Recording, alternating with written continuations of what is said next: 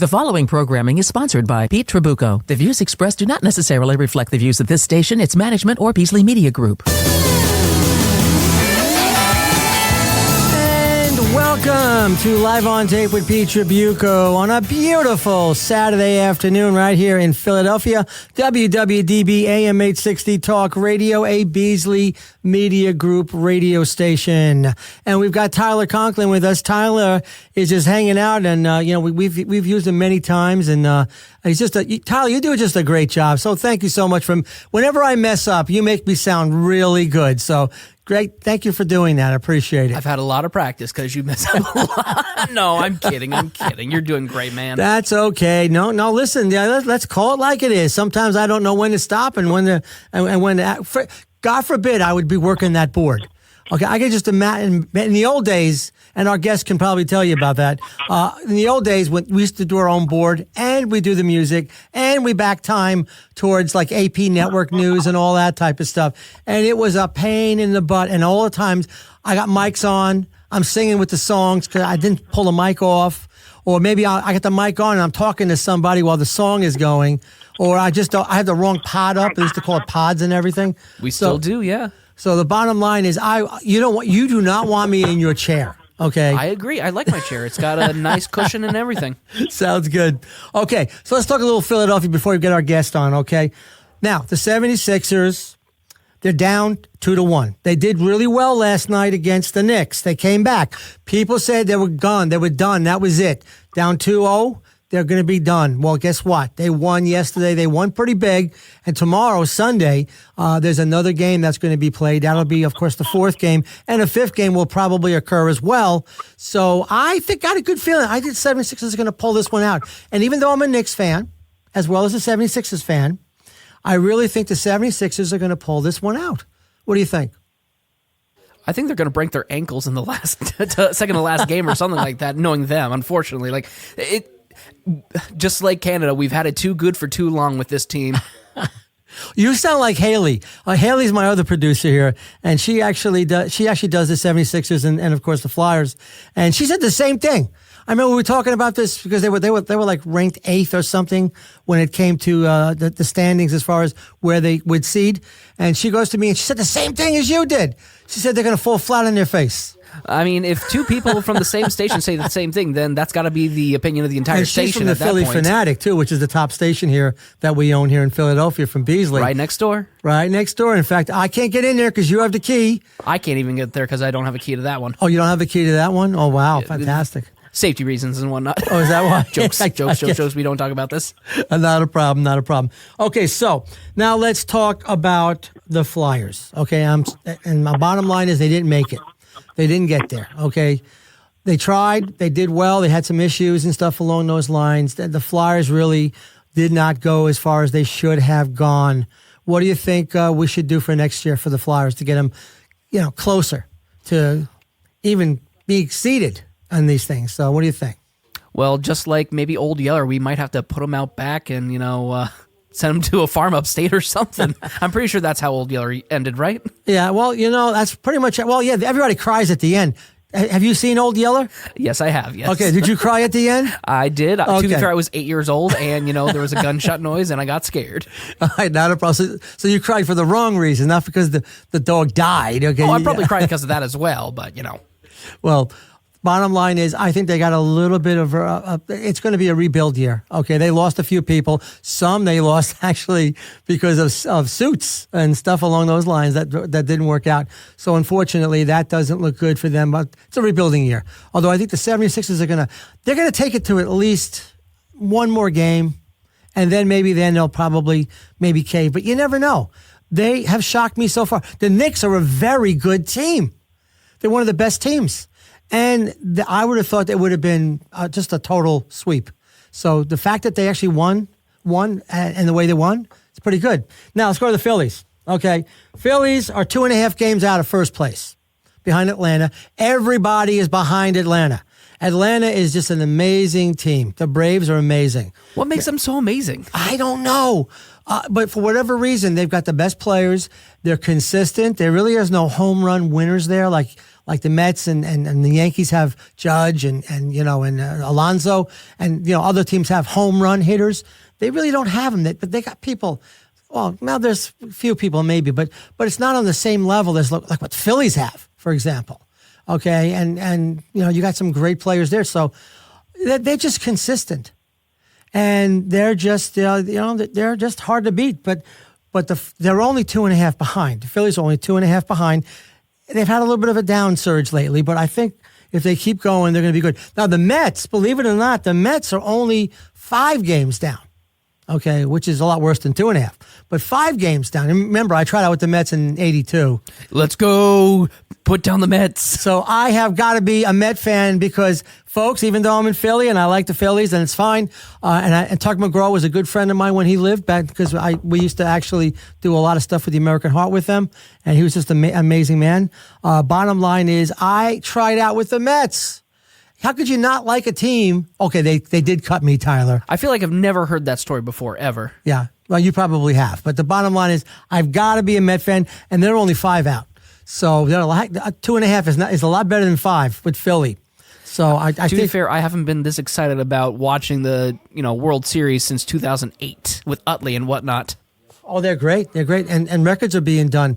Now, I want to go over the NFL draft real quick. And then when Frank comes, Frank can comment on all this because he's got the background on this. But 275,000 people are in Detroit for the draft. And then today, I'm hearing it's about the same number. Have you ever heard of such unheard of numbers for a draft? I mean, at the concert, they got all the stuff going on there and everything. But is that amazing? Why is the NFL draft so big? You could not do this for the NBA. You could not, on the same level. You could not do this for baseball. But for whatever reason in football, it's just absolutely amazing. It is definitely the number 1 sport now in the United States. But why do you think people are going out to do this? I know at least 8% of them are probably the bookies that are trying to figure out which person they need to do the proper bets on and everything. Like, oh, you can go for this guy, but you can't go for that guy. Otherwise, we'll break your legs. I think you might be right. I think that's probably the reason why they do it. Well, our guest today is an amazing person. I've known him, oh my goodness, since 1981 or 82. Right after I tried out with the Mets organization, believe it or not. There you go. I just did another plug with the Mets there. Okay. So bottom line is this gentleman is actually a really cool guy. Frank Cipolla is an American journalist, author, and a businessman. I've known him for years. He's got an incredible voice. He's been on television. He's been on radio. You name it. He's worked with the greatest people out there. In fact, some of the people he worked with, we probably already know. In fact, even though you're young, Tyler, you probably know Howard Stern, right? Might have passed him in the hallways every now and then. No, I don't think he's been here in a bit. Okay, well, this gentleman, believe it or not, has actually worked with Howard, and he had to be referee between certain individuals at the headquarters at 30 Rockefeller Plaza, WNBC, as they used to say. There you go, Frank. Frank's got it. So, Frank, how the heck are you, Frank? How you doing? I am well and thrilled to be on the big show with Peter. The one thing I did not do in my career that I always regretted is I did not try out for the Mets. For some reason, I never got the phone call. Well, I should not try out for that. Well, that's because you're a Yankee fan, right? No. I'm a Met fan. I'm a Met fan, just like you, Pete. Well, it was great. My dad was in the stands at Shea Stadium, and I ended up 3 weekends. It was a lot of fun. Now, for all you Philly people out there, all you Philly listeners, the Phillies never called me. I would have tried out for them. I would have gladly tried out for them. Oh, man. But Frank, going back, you did so much better than just try out for the Mets or the Phillies or the Yankees. I mean, you had a career that spans decades, from your early career at WCRV, a radio station in Washington, which is very small. In fact, I was actually in Washington doing Warren County. You got to mention it's Washington, New Jersey, though. Washington, that's Warren right. County, Washington, New Jersey. Yes, it's not Washington, D.C. It's Washington, New Jersey. And I tell you, I visited the station, and it's cute, but it's so far away from where you went afterwards and all the things that you did and a lot of the things you did. So tell me about how you got into first of all, you did radio, then television. But Right. for all the people listening out there, how did you get in the radio? What was the fascination to start a radio career? It's a good story. First of all, let me clarify. I did not have the talent to try out for the Mets, so that was out. Okay? So let's just clear that up. I decided, Pete, I'm really blessed in that I decided at the age of 10 years old, that I wanted to be a newsman. So I didn't go to college wondering, what would I be? What would interest me? I knew going in well in advance what it is I wanted to do. So, obviously I took the usual track. I went into college in my sophomore year. I became a disc jockey. And then from that, I got my first job, as you mentioned, at WCRB in Washington, Warren County, which is in the northwest corner of the state. It was as far away from where I grew up in New York City as you could possibly believe. The town had more cows than people. There were like three names in the town. There was Dalrymple, Kinnaman, and Smith. Everybody was related. There's one main street that was about 2 or 3 blocks long with a library, a restaurant. So it wasn't even big enough for McDonald's. Hey, Frank. Yeah. Washington Township is in our coverage area right now. So you're actually talking to the I don't think it is. I don't think it is. Is it really? Because it's really way up there. So if it is, hello to everybody in Washington, New Jersey, because I had some great times there. There you go. That's much better. It actually is part of it. We have a signal that goes north-south, bigger than it goes east-west, so it goes pretty high. All right. Somebody's listening there. One of the Kinnamans or one of the Dalrymples, if you're listening. Anyway, I stayed in a hotel. My place where I stayed was $33 a week. It was a hotel above a bar where the drunks used to go to dry out. So, there would be regular fistfights in the hallway. The shower was down the hallway. You didn't have a shower in your apartment. You had a little sink in the corner. I lived in then I upgraded to a $45 a week apartment, which was room number 2. And room number 1 was the bridal suite, because the bridal suite had a bathroom in it. Oh, God. It was called the St. Cloud Hotel. It was on West Washington Avenue, the St. Cloud Hotel. It burned down about, I don't know, maybe about 10, 15 years ago, but it was built in 1880. So the building, when I got there in 1980, was a century old by then, and it looked it. And, it was a mile from the station. The station was a small house. If anybody wants to Google WCRB in Washington, Warren County, it's not there anymore. It burned down as well. But it was a small house alongside the road, Route 31. The door was frequently just left open overnight because the owner lived upstairs. His wife had thrown him out. The owner lived upstairs. He lived next door to his office. He had a small bedroom with an accordion door. So he was on site all the time. And it was just a glorious time. I still have dreams all these years later about that first gig at WCRV in Washington. Yeah, it seems like a lot of people that I know came out of WCRV, not just you. A lot of people that went to the next radio station, which is WJDM, the station for North Jersey and Staten Island, right? I think that was the big deal with that. So you went from CRV to WJDM. You spent a lot of time there. You had the morning show, Bosch and Cipolla. Okay, tell us about that, because I tell you, that was very interesting. You see, again, let's go back to when I was 10 years old, and now I'm in college, and then I go to WCRV.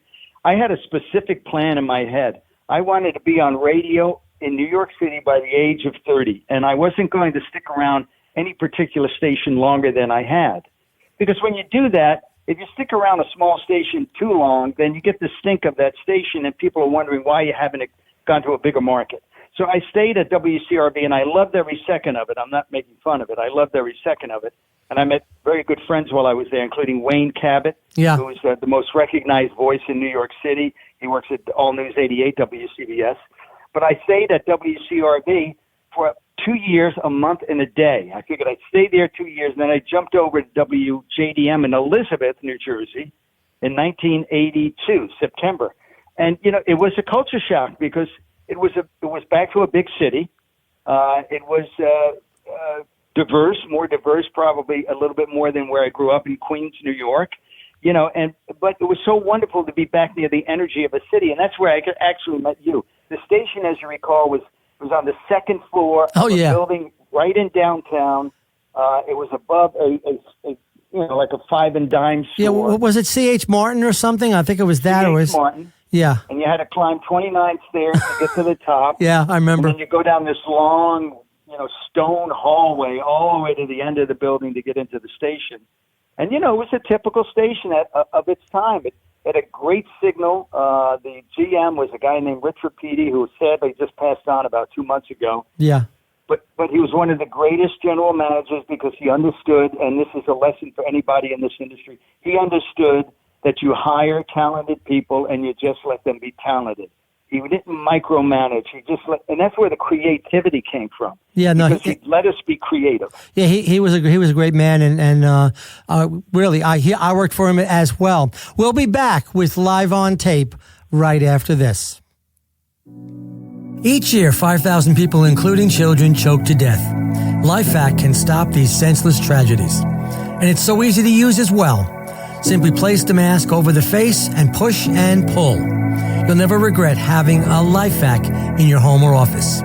Please visit their website at www.lifevac.net today to protect you and your loved ones. Or you can call them at 877-LIFEVAC. That's 877-LifeVac. At home, at work, or on your travels, you don't have to miss a minute of your favorite WWDB shows. Download the free WWDB app to listen anywhere. You can also stream us live, listen to podcasts, and learn more about our great shows at WWDBAM.com. And you can always tune in on your phone or any smart speaker. Tell Alexa, play WWDB AM 860.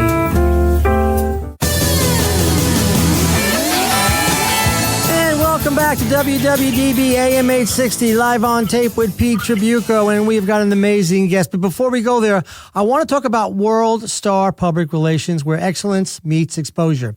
So are you ready to elevate your brand to new heights? Well, their team of dynamic PR experts is here to make your story shine bright on the global stage. Whether it's a startup, established artist business, or a rising star, we specialize in crafting narratives that captivate and campaigns that resonate. We get a lot of guests from them, so I got to mention World Star PR is your passport to the world of unparalleled visibility and success. So join the ranks of those who already made headlines. Choose World Star Public Relations and let your story take center stage. You can reach them at 631-506-6600. And that, again, is 631-506-6600. We are with Mr. Frank Cipolla, American journalist, author, and businessman.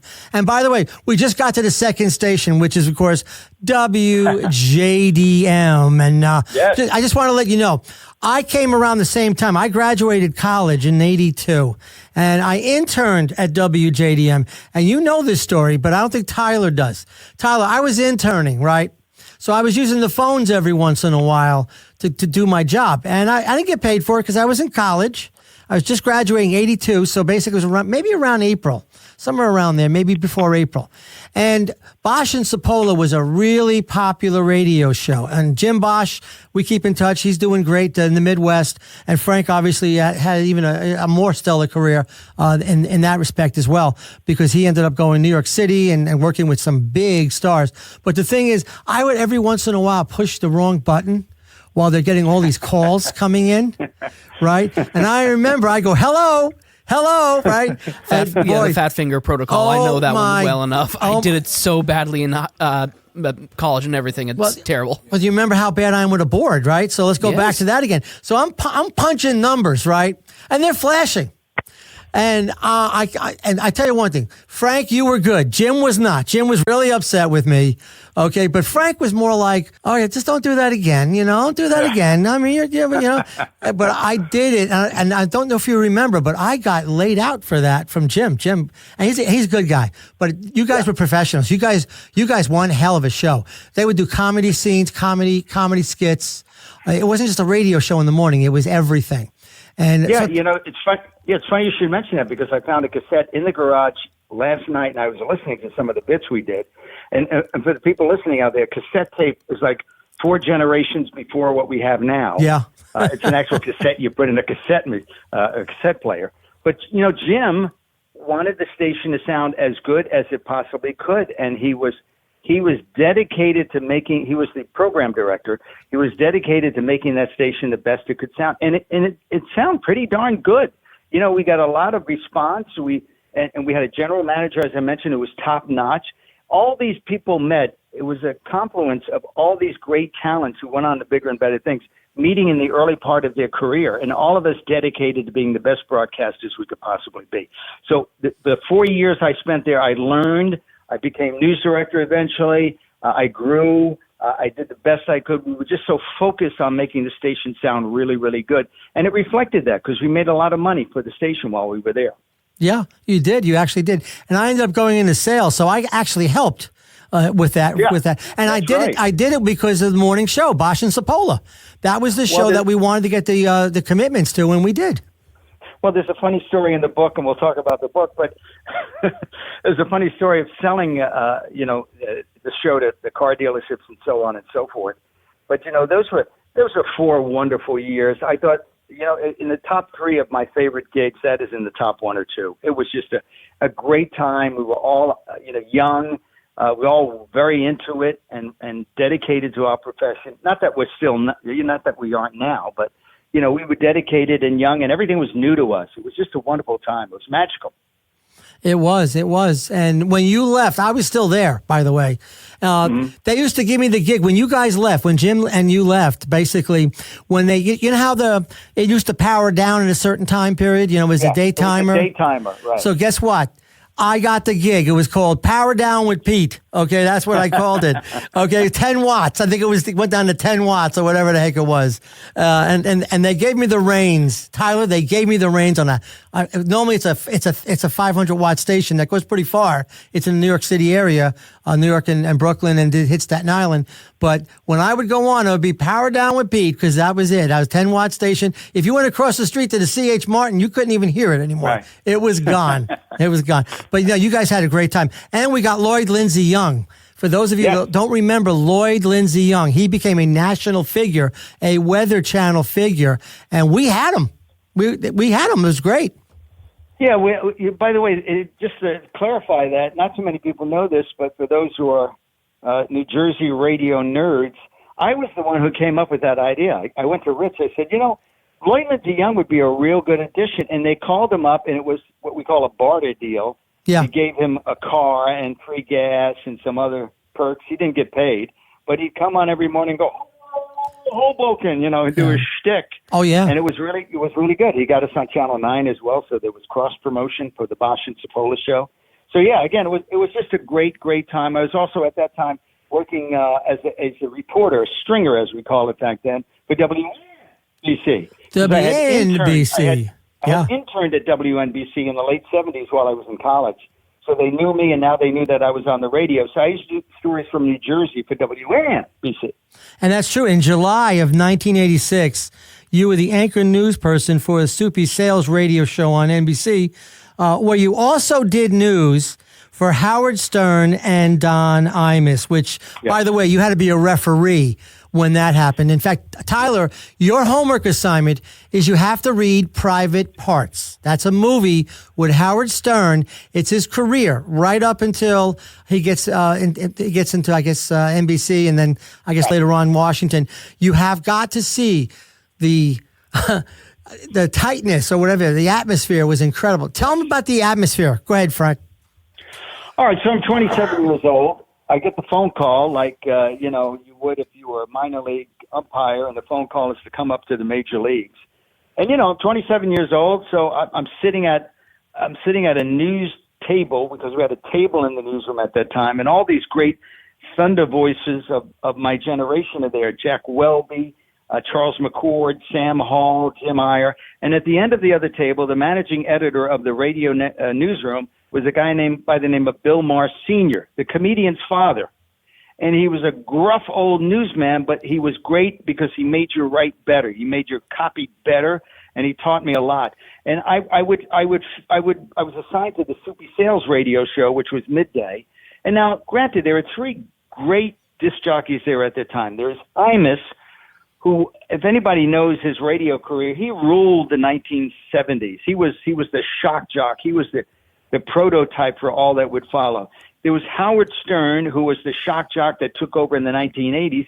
And then you had Soupy Sales, who arguably in the 60s was the biggest thing on television. Yeah. So here's three guys, three giant egos who just could not live with each other. Each thought they were bigger than the others. And so I at times, because I was assigned to Soupy, at times all three of them would not be speaking with each other. And I write about this in the book. So Soupy would send me over to tell Imus something. Imus would snap at me and tell me to tell Soupy something. And then Soupy would tell me to tell Stern something. And he'd tell, me to tell Soupy to screw off. And I'd have to go tell Soupy. So they weren't talking with each other. It was hilarious at times. And it was stressful at other times. But, they used to play pranks on each other. I'm sure you've heard the Howard Stern story of when he stole Soupy Sales' piano in the studio. That's right. I was there for that. I found the piano. I tried. Soupy was, listen, I loved Soupy. I watched him in the 60s. I thought he was the greatest thing since sliced bread. But he was, shall we say, just somewhat ornery at times and difficult to work with. And Soupy ended up sort of blaming me for helping him steal the piano. I just found it. It was at the end of the hallway, but Soupy somehow said, how did you know? I didn't know. I just happened to see it, but it was stressful and fun all at the same time. I was there, unfortunately, when they threw Soupy out of the building. That's when the fist fight happened. That's right. In the hallway. It was just, I'm 27 years old and I'm looking around. Listen, I just remember, let me tell you a quick story. I don't know if you have to go to a break. But No, we're good. We're good for another 4 minutes. Okay. I'm one of two people who are still alive who remember this because all those who witnessed it are now since gone. The only two people left are Charles McCord and me. I was an intern at WNBC when I was 19 years old, and I'm sitting in that same newsroom where I would work years later. It's 4:30 in the morning. Imus comes in, and he's drunk, okay? Now, sitting at the table, again, are all these great thunder voices that we've listened to our whole lives. Jack Welby, Sam Hall, Jim Iyer, Charles McCord, all of these great. And sitting there that day was a gentleman by the name of Lem Tucker. And Lem was dressed to the nines. This is when you went to work, even on radio, and you dressed like you were going out on a business meeting. Yeah. And Lem was a pretty snappy dresser. Imus came in, and for some reason, he had it out for Lem Tucker. And he started just harassing Lem Tucker. And Lem took about 5 to 10 seconds of this harassment. He got up, walked around. I remember he fixed his cuffs, which was interesting. He got up, he walked around, and he punched Imus right in the face in front of everybody. Imus crumpled to the ground. Everybody jumped there. I'm on my typewriter. I'm 19 years old, and I'm saying, what kind of business is this? What am I getting into? And P.S. to all of this, there was no meeting. There were no memos. There was no anger management classes. No one got suspended. It was just men settling things with their fists. And this is the late 1970s. Yeah. And there's just two guys who are still alive who remember that, who were there, myself and Charles McCord.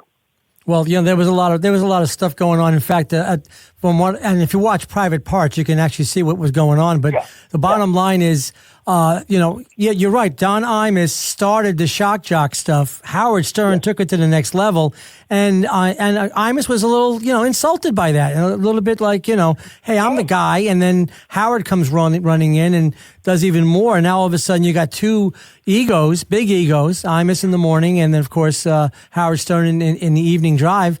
And and then you were in the middle of it because you're a newscaster. I'm a 27-year-old newscaster amongst these giants of the industry, all of them with a legitimate case to say that they are the man.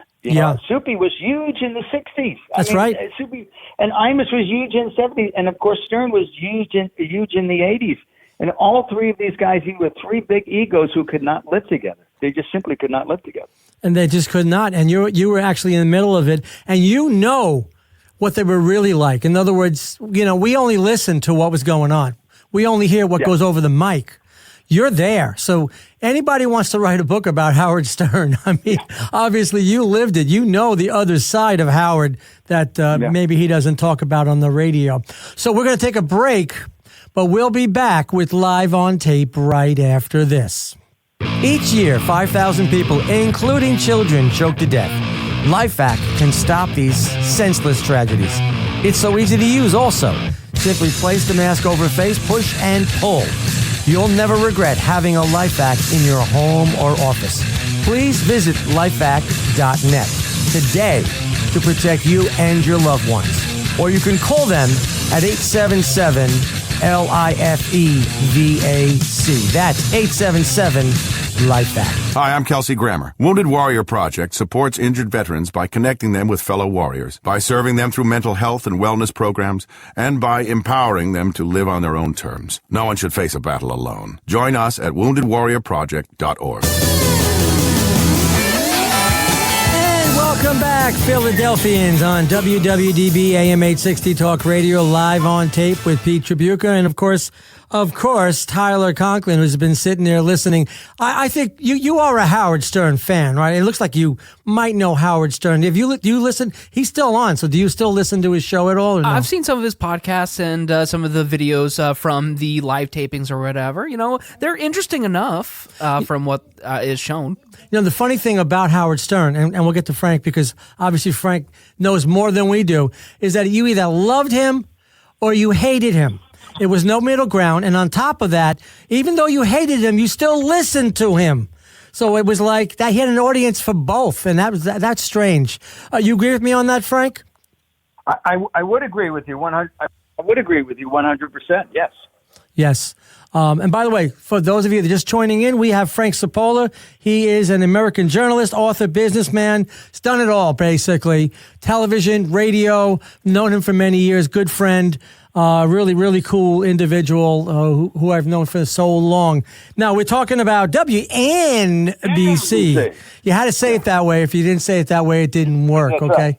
That's right. That's right. Okay, so tell me, now, this is a question I've never asked you before.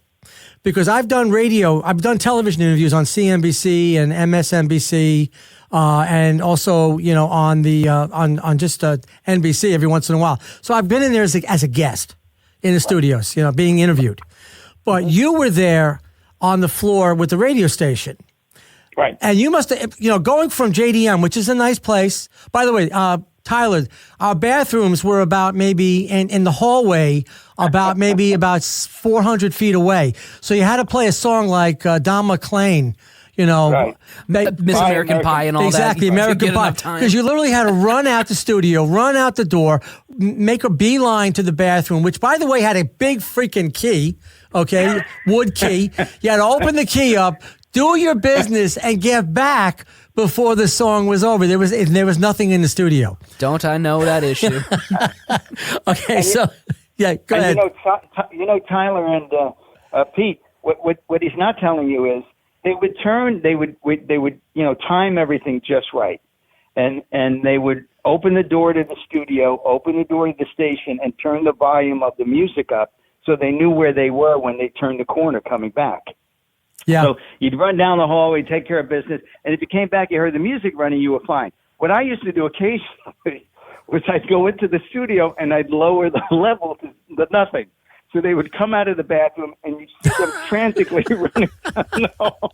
And it was the funniest thing. I would do it so infrequently that it was believable. So I would go in there, turn the volume down, and just watch their faces as they ran down the hallway, thinking there was dead air. I tell you, Frank, well, listen, let's not get into the whole situation with the fact that the general manager, the one that replaced Rich, I think, came in and all her furniture was not in her office anymore. Which basically you talk about in your book, so we'll also bring that up. But the question I really had is, now you're at WNBC from WJDM. Yeah. What was it like walking into that building? 30 Rock, man. Listen, you have no idea. First of all, I was an intern there in college in the 1970s, and I used to sit in that newsroom and just marvel at all these guys. You know, this is who I wanted to be. I went away to WCRB, I went away to WJDM, and now they were calling me back. So it was like, first of all, it was a homecoming for me. And to come back into the building, you know, to achieve my goal of being on the air and on radio in New York City by the time I was 30 was such a thrill to me that to get into that building, I remember plugging into the console my $8.95 Radio Shack earpiece that I used at WJDM the day before into WNBC and saying, you know, this earpiece plugged into a studio that it was heard around the New York metropolitan area. The signal for WNBC was heard from Boston all the way down to Cape Canaveral. Oh, yeah? So, it was pretty heady stuff, and I was just thrilled to be there. I would have worked for nothing. The beautiful thing about it was my dream job, and I just absolutely positively loved it. You'd bump into people in the hallways. I bumped into Ruth, that's the sex therapist. I forget her last Ruth name. Westheimer. Tom Snyder was in the elevator one day. All these great news people. Garrett Morris from Saturday Night Live. Bill Murray. You didn't know who you were going to bump into when you got into the elevator. It was pretty heady stuff for a guy like me. And I absolutely positive. Another great gig, NBC. And it was, and you were there for a while. But in 1996, you joined News 12 New Jersey. We have a lot of listeners from Jersey who listened and watched News 12 New Jersey. And you were there for a while, too, after you left NBC. Tell us about News 12 New Jersey. Yeah, well, after NBC, I got into television. I did a TV show in Staten Island at Staten Island Cable. And then News 12 New Jersey launched in March of 1996. And I got on the air. I was the first co-host with my co-host, if you remember her, Mizar Turdu. Yeah, she's great. And she's wonderful, very talented and funny. We were exactly the same age. We laughed so hard during the commercial breaks because we just had so many inside jokes. And, of course, that camaraderie and that chemistry came over the air. And quickly, our ratings were the top ratings. We regularly beat CNN, MSNBC, CNBC, Channel 4, Channel 7 in New York. We regularly beat them in the New Jersey market because people absolutely loved that chemistry and fun that we had every morning. I think I mentioned that WJDM was in the top 2 or 3 of my favorite jobs. News 12 New Jersey was my favorite job. It was 5 wonderful years of just fun. And again, it just was magical. It was just magical, and I miss it every day because it was just so great. Yeah, it seems like you had a little. Well, JDM was fun to work at because it was a smaller station and you could have some fun. And Bosch and Cipolla was one of the best shows out. And then you go over to WNBC in New York City and at 30 Rock, and now you're breaking up fist fights and stuff along those lines. So that must have been high pressure a little bit. And then now you go to News 12 New Jersey. They just started up, okay, which was great. And you were one of the first co-hosts, so basically. And that must have been amazing to do. I mean, News 12 is still out there, people in Philly. Yeah. We're going to have an anniversary, 30th anniversary on 2026. But the great thing about News 12 New Jersey is I did the morning show, and I did mornings for 18 years. Yeah. And I'm a morning person, so you have to be a morning person. Otherwise, that shift would absolutely kill you. But I loved it. I loved it. And News 12 New Jersey's morning, it was called the Morning Edition back then because we were owned in part by the Star Ledger. Yeah. It was a radio show on television. So, we were doing a radio show on television in that, we were on camera doing the news, but we having the same fun we had when we did morning shows, even going back all the way to WJDM with Jim Bosch. And it was just a wonderful experience, and I absolutely loved it. Okay, now we get to 2011. Your memoir. No, we get down to 2001 when I was at Channel 9 for 5 years in New York City, WWOR. But we can skip over that. Oh, that's right. Oh, I'm sorry. Oh, my goodness. Oh, my goodness. Hold on. No. We got to go back. That's right. WOR television. Oh, right. Thank you, Frank. Thank you so much. Welcome. Let's talk about WOR, man. Yes, it was UPN 9 back then. I started in 2001, right before 9/11. And I was a reporter to start. Then I became an anchor during the week, and on the weekends I would fill in during the week, and I anchor on the weekends. A great operation based in Secaucus, New Jersey, which is near the Lincoln Tunnel, but we covered all of New York and Long Island and New Jersey and so on and so forth. And it was a terrific operation as well. Listen, I've been blessed by working at some really good places, and WWOR, UPN 9, was another one of those places. In fact, my news director at the time is now the news director of Fox 29 in Philadelphia. In Philadelphia, yeah. Yeah, he went from Channel 9 to Fox 29 in Philadelphia. Jim Driscoll, who was a superb news director. So, we covered all the stories. I have funny stories in the book about, my book basically is all the funny stories, the things that happen behind the scenes that people don't see. Yeah. Like the time I covered the story of a guy who brought home a young tiger as a pet in his Harlem apartment, and then the tiger got too big. They went to feed him one day. The tiger bit him. The guy fled to Philadelphia. Yeah. Just as an aside. And people started complaining in the building because they heard a tiger growling in an apartment because the guy left the tiger without any food, and obviously the tiger got hungry. I don't know how much time you have for the story, but that was one of the classic stories at Channel 9 that I covered. It's this weird city. And the Bronx Zoo came to get the tiger, long story short. Yeah. And I had no idea that the Bronx Zoo had a particular unit that comes and gets exotic animals and brings them to the zoo, but they did. Oh, my goodness. Well, listen, the one thing you probably knew about WOR is that even though it was New York City, I was in Phoenix, and I could tune it in because it was a superstation. And Yes. basically, so Philadelphia was the same way. You could get WOR all over the country because it was one of the cable selections that was kind of like CNN was at one point. So you weren't just doing New York City, even though it was New York City. You were doing pretty much the entire United States at one point. But so now you did that, and I've seen. If you ever go to Frank's Facebook page, Frank Cipolla, you're going to find. Well, even better than that, Pete. You go to Frank Cipolla, CIPOLLA.TV. Frank Cipolla, CIPOLLA. Okay. 2 L's and 1 P. .TV. Everything is there for you. A site created by my daughter. She says, "Dad, you can swim in Frank on this channel." This website. Just go to that website. Everything is there. It's true. Even social media, you've got pictures. You always show older pictures of what you did and where you've gone and the memories and so on down the line. But let's delve into the book now, because WOR, I know you had to leave pretty quickly there, or there was an issue or something was going on with WOR that you had to, unfortunately, I guess. Yeah, my contract ended, and the station closed shortly thereafter because it was owned by Fox 5 in New York City, and they didn't want an extra station, so they just folded it into Fox 5. But my contract ended, and I left, all on good terms, by the way. Okay, because I know that you were talking, the last time I spoke to you, it's been a couple of years, but I remember you talking about the fact that you have to be cookie cutter when you're doing television, and after your stint, a lot of times they just move on. They look for other people and stuff along those lines. Tell us about the industry. Tell us about that. Well, I'm going back a bit. It's different now, obviously. I can go back to a time in the early 90s when people were saying there were not enough women on television, and now it's predominantly women, and more power to them. I have no problem with that, absolutely none. But there were a lot of men in the industry back then. It was a lot of misogynistic activities, which were inappropriate. I didn't agree with them 100%, but it has since evolved.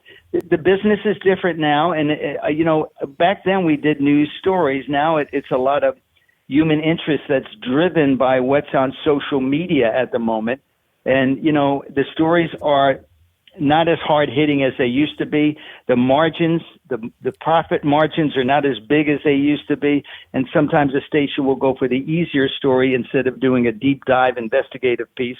And that doesn't go for every station. But, it's moving in that direction. And unfortunately, and I've had this conversation with my friends, young kids under the age or Americans under the age of 45 and 50, they're not watching a regularly scheduled newscast. They're simply not. They're getting the news on their phones. So a lot of stations are getting into streaming services, and I think that's the right direction to go. There's a lot of citizen journalists out there who use their cameras for video, and they put something up on YouTube or Facebook or Instagram, whatever the case may be. So it's been diluted a bit. To be on television and do news back in the 90s and 80s and 90s and the early 2000s, you had seasoned journalists. There were no citizen journalists. These were seasoned journalists who would pay their dues. Now it's evolved into a more inclusive, to use a word, sort of a journalistic model. Well, only that, it's also polarized too, big time, especially on television. I mean, everything's polarized now. They're not news people anymore. They're giving opinions all the time, and that's the bad part about that. So we're talking with Frank Cipolla, and we will be back to talk about your book as well as your business right after this. Each year, 5,000 people, including children, choke to death. LifeVac can stop these senseless tragedies. And it's so easy to use as well. Simply place the mask over the face and push and pull. You'll never regret having a LifeVac in your home or office. Please visit their website at www.lifevac.net today to protect you and your loved ones. Or you can call them at 877-LIFEVAC. That's 877-LifeVac.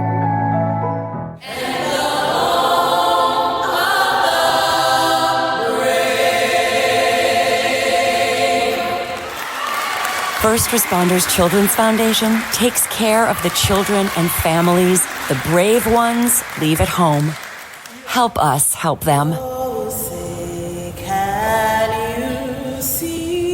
Text BRAVE to 24365 to learn how you can help first responders in your community today. Welcome back to Live on Tape right here, WWDB AM 860 Talk Radio. Pete Trabucco here with you, with, of course, my producer, Tyler.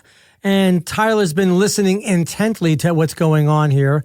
I do want to go over two last things. With Frank Cipolla, who is an amazing journalist, businessman, book author, I want to talk about your book, and then I want to talk about your company, Contacts Media. So let's talk about your book again. That was 2011. It shocked even us, and more crazy stories covering local news.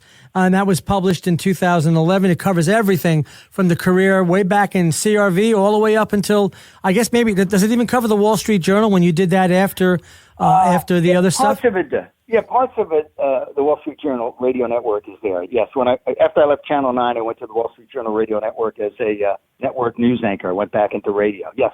So part of it, the book has some stories from there, yes. And that's true. But I think the juiciest stories, the juiciest ones, my opinion, because I read the book, okay?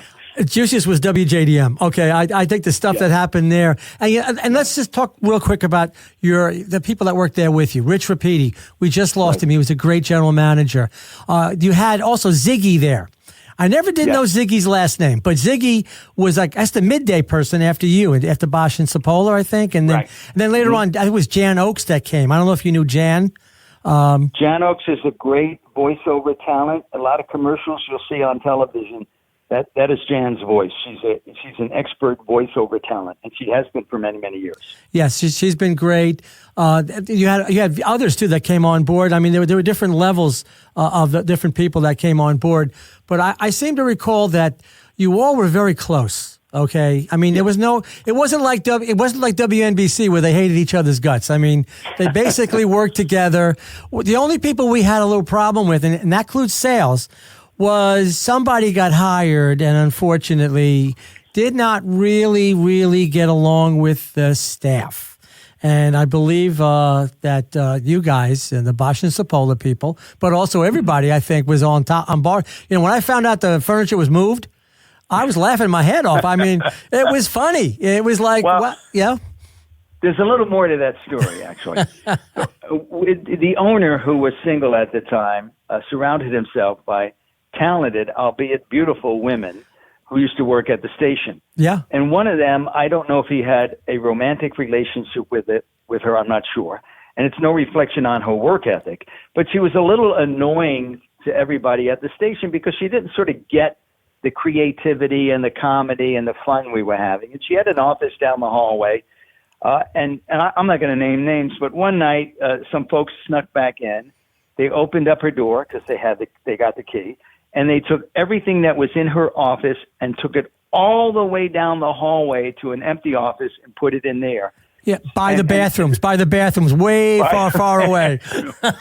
and they closed the door. I took it to another level along with Jim. We rolled out a reel-to-reel tape recorder, and we were just rolling, to record her coming in to see what happened. Thankfully, the tape didn't run out, but she came in, she opened the door, there's a gasp, and then there's a whole string of profanities as she's running down the hallway to find out who cleaned up. I mean, everything was gone, Pete. The desk, I was there. I was in the bullpen. I was in the sales bullpen when this happened. So believe me, I heard. And she came into our room and she's looking at us. I don't know. We don't know anything. We have no clue. I kept the tape for many years. I have it somewhere in my collection. But it's her gasping and cursing. And, you know, for a couple of days, everybody was under the microscope. There were meetings, who did it. Oh, yeah. We knew it was happening. We had a general idea of who did it. But I wasn't involved in emptying her office. But there was one guy who really disliked her, and we suspect it was him. The way they found her stuff is they followed the track of dust and stuff all the way down the hallway because he had to drag it by himself into this office, and they finally got the key from the landlord for that office, and they were able to retrieve her stuff. We didn't know that she had a really important meeting that morning. The gentleman was supposed to come up and meet her in her office. Yeah. And there was no place to meet. It's funny now, and I saw her years later at some sort of a convention, and she still gave me the stink eye. She's convinced that somehow I knew what was happening. Yeah. I'm glad you brought that story up. It's one of my favorites. Like I said, I read your book. It shocked even us, and more crazy cover. And there's great stories, folks. I mean, it really is a great and where place. Can you get that book, Pete? Where the heck can you get that book? Did you mention where you could get it? Well, you could go to Frank Cipolla, exactly, CIPOLLA.tv, not .com or .tv, or you can go to it shocked, as in shocking, itshockedevenus.com. So you can buy the book there. If you order it from me directly, I encourage you to do that. I will inscribe it for you at no extra cost. And it really is a great book. And folks, if you can get it, this is the inside scoop on what happens in broadcasting. Okay, what happens behind the mic when the mics are not on. It's actually very good. I do want to bring up one last subject. We've got about 4 minutes left. I want to talk about Contacts Media. Now, you started that after Wall Street Journal, the radio network you work for, and now you've got a group, and thank you very much. I will tell you right now, I just had 2 interviews myself, one in Florida, one in Houston, having to do with the airlines. Basically now, the Department of Transportation now making it mandatory that you get your money back promptly if they have a delay or they lose your luggage. So thank you for that, Frank. But tell me about Contacts Media. It's really great organization, great company. Yeah, thank you, Pete, for asking. Contacts Media, contacts with an S, contactsmedia.com. What I do is I use my 38 years of radio and television contacts to get people like doctors and lawyers and cybersecurity experts on stations in the major markets and on the networks. I book them. So I'm sort of the facilitator. I call the newsroom. It's an old buddy of mine. I say, look, you're doing a story on, this new innovation in medicine. I have the doctor to speak with you. Or there's something going on in immigration. I have an immigration attorney for you. My clients use that content, that interview on CNN or that interview in Philadelphia on CAU or wherever case may be. They use that interview on their website to raise their visibility and to, their credibility in the eyes of their current customers or clients or their potential customers and clients. I also media coach executives on the performance of being on camera, and I also do seminars for small businesses on how to connect to the local media and get yourself on television. So, I've been doing it now. I'm in my 47th year of being in radio and television or connected to it. So it's that knowledge in my head, all those contacts, all those friendships that go back so many years. To use a metaphor, I am like the former congressman who's now the lobbyist, and you need the bill passed. I know all the players. I make the phone calls. I make it happen for you. And folks, it's true. I mean, and what's the website for Contacts? You can give that out too as well. Yeah, it's contacts with an S, contactsmedia.com, contactsmedia.com. And, I'll be more than happy to speak. We're always looking for experts or executives who want to be media coach. And we do it all day long, all the time. And we do, if I must brag, we do it very well. And I'm very proud of what we have established here. So, again, if you're interested in being on television, if you think you should add your voice to the national conversation or you're a financial expert, by all means call or go on my website at contactsmedia.com. Sounds good. I got 1 minute left. If for people that are in Philadelphia or in the surrounding area, they want to get into this industry, give us some advice. You got plenty of it. Give some advice in that 1 minute, what they should do and how they should go about doing it. Well, if you're in college, get an internship at a local television station because those are the contacts that will come in later, that come in handy later. It's a little different from when I started, but the schmoozing, the relationships, the contacts, they will be there forever. That's why it's so important to get out there. If you're interested in being in television news, then intern at one of the local major television stations, and then go get a job in Hazleton, Pennsylvania, or in Wilkes-Barre, Pennsylvania. You learn your craft, and then come back to the station like I did that you originally interned at, because you have to go learn the craft first and then come back. You can't just start on television. Philadelphia is a major market. I believe it's number 4. So, it's not like you can just pop in. It takes some time, but make the contacts first. They're very important. Relationships, extremely important. Those are the things that make you get your gig on the air. So that's the advice I would give you. Thank you so much, Frank. It's been great. We do appreciate it. On behalf of myself and Tyler, thank you so much. We will again talk to you next week. Have a great rest of the weekend, folks. Bye-bye, everyone.